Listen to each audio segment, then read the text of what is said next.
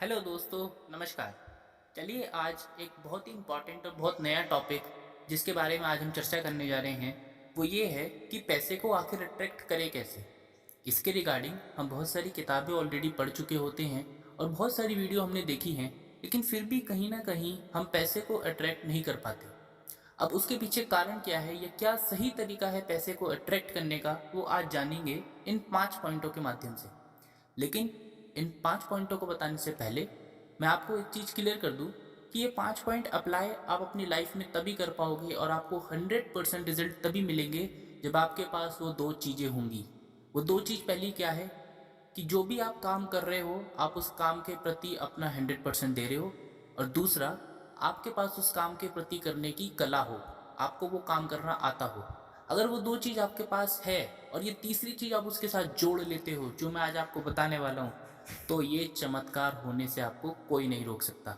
लेकिन अगर ना तो आपको अपने काम के प्रति हार्डवर्क है, ना स्किल है, ना उस काम को करना आता, और आप सोच रहे हो कि इन 5 चीज़ों को करके आप पैसे को अट्रैक्ट कर सकते हो, तो ऐसा पॉसिबल नहीं है, सिर्फ टाइम वेस्ट है। तो चलिए आज समझते हैं बिल्कुल टाइम वेस्ट ना करते हुए वो 5 पॉइंट क्या हैं जो हमारी लाइफ में चेंज ला सकते हैं।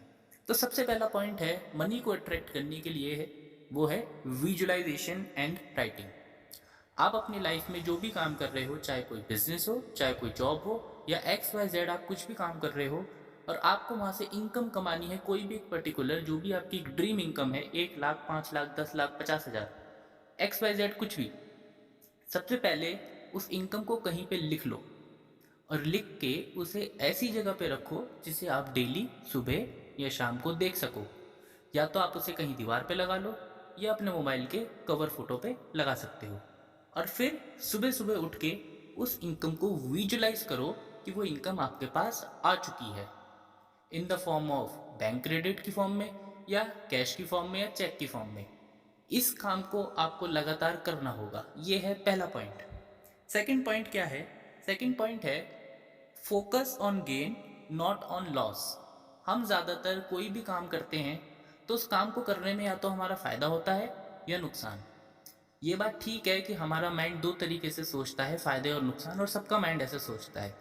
लेकिन ज़्यादातर लोगों का माइंड फोकस करता है नुकसान की तरफ कि यार अगर नुकसान हो गया तो, अगर मैंने बिजनेस स्टार्ट किया या कोई भी काम किया या मैं वहाँ गया, मैंने यहाँ जॉब स्टार्ट करी और मेरा यहाँ नुकसान हो गया, तो आपको अपने माइंड को ये समझाना होगा कि आपका माइंड ज़्यादा से ज़्यादा फोकस करे गेन पे, फ़ायदे पे।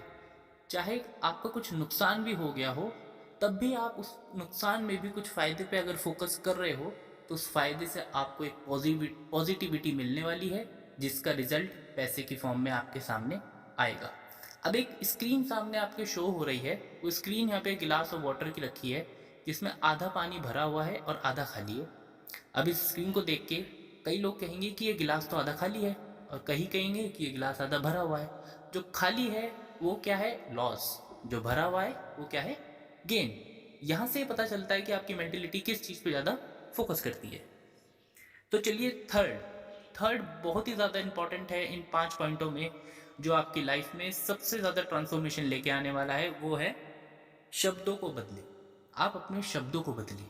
आपके शब्दों में बहुत ताकत होती है। जो शब्द आप बोल रहे हो वो यूनिवर्स में जाते हैं और यूनिवर्स उसे रिफ्लेक्ट करके आपकी लाइफ में इम्पैक्ट देती है। तो अपने शब्दों का सही इस्तेमाल करें। जैसे कभी हम रास्ते में जाते हैं और हमें अपनी कोई फेवरेट गाड़ी दिखती है या फेवरेट मकान दिखता है।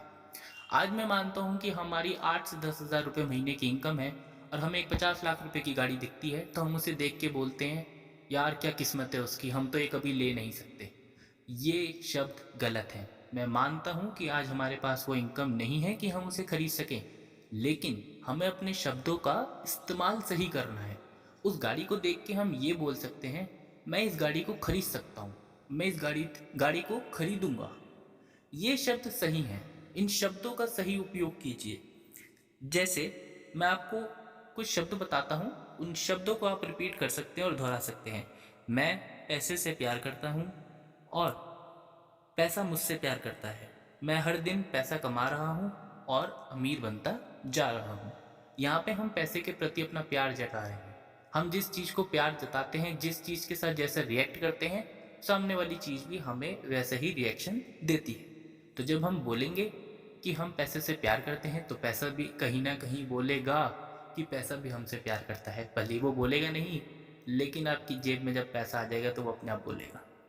तो ये था थर्ड पॉइंट। चौथे पॉइंट पे चलते हैं, जो कि थोड़ा मुश्किल है करना।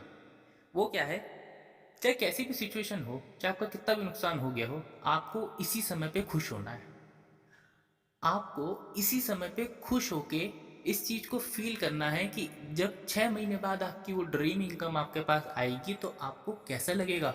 आप उस इनकम से क्या क्या खर्चे करेंगे, आप उस इनकम से क्या क्या खरीदेंगे, इसको अभी के अभी सोचना है। भले ही आज जेब खाली है, भले ही आज लाखों का नुकसान हो गया है, भले ही आज करोड़ों का नुकसान हो गया है, लेकिन आपको अभी के अभी इस चीज़ को सोचना है। इसी टाइम उस चीज़ को सोच के खुश होना है, जो कि ये है चौथा पॉइंट। पांचवा पॉइंट, जो कि कहीं ना कहीं मुझे ऐसा लगता है कि हर इंसान इस पॉइंट को करना चाहता है और वो कर रहा होगा। पांचवा पॉइंट क्या है, दान दे। दान का मतलब क्या है, जितना आपके पास पैसा है उसका कुछ हिस्सा हमेशा कुछ लोगों के लिए निकाल के रखें।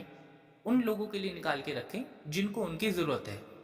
इसका ये मतलब नहीं है कि अपने दोस्तों को उधार बांट दिया तो आपने दान दे दिया, वो एक अलग चीज़ होती है। दान का मतलब होता है जिन लोगों को उस चीज़ की ज़रूरत है उन लोगों को पैसा आपने दे दिया।